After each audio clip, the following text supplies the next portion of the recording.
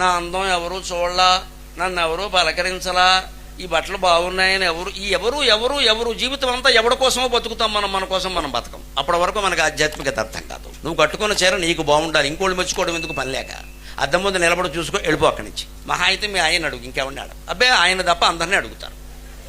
ప్రథమ శత్రువు ఎవరంటే ముందు భార్య, తర్వాత భర్త. ఆయనకి ఈవిడ అష్టమ శని, ఈవిడికి ఆయన ఏలినాడు శని. ఆయనకి ఈవిడ చొక్కెదురు, ఈవిడికి ఆయన రాహుకాలం.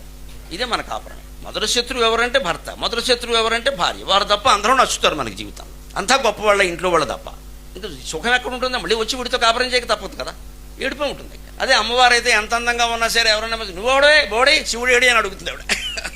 నువ్వేంటి మెచ్చుకున్నది ఇక్కడ మా ఆయన పిలు అంటాడు. ఇంకోటి మెచ్చుకుంటే ఆవిడకి నచ్చదండి. ప్రతి స్త్రీ ప్రతి పురుషుడు అలాగే ఉండాలి. ఒక పురుషుడు సౌందర్యాన్ని వాళ్ళు ఆవిడ మెచ్చుకోవాలండి, పక్కింటి ఆవిడ మెచ్చుకోవడం ఏంటంటే దరిద్రం, తప్పది. దానికి సంతోషించకూడదు. నువ్వేకేమిటమ్మా అని అడగాలి మొహం మీద. మొగాడైనా అప్పుడు కాపురాలు నిలబడతాయి. అది పాతివ్రత్యం అంటే. అది గొప్ప గుణమా కదా, శీలం ఉండాలా వద్దా? 10 మంది పైకి ఫేస్బుక్లో పెడుతున్నారు, 100 మంది బొట్టన వేలు పైకి చిటికి వేలు కిందకి. ఇదేం దరిద్రం ఎక్కడ? వాడెవడో మన మెచ్చుకోవడం ఏంటంటే పరిచయం లేనివాడు. ఆవిడ అలా ఏం అడగదు, శివుడు మెచ్చుకుంటే చాలు. శివుడు అంతకంటే డ్యాన్స్ ఎప్పుడు చేస్తాడని తాండవం అమ్మవారు ఉన్నప్పుడు చేస్తాడు ఖచ్చితంగా.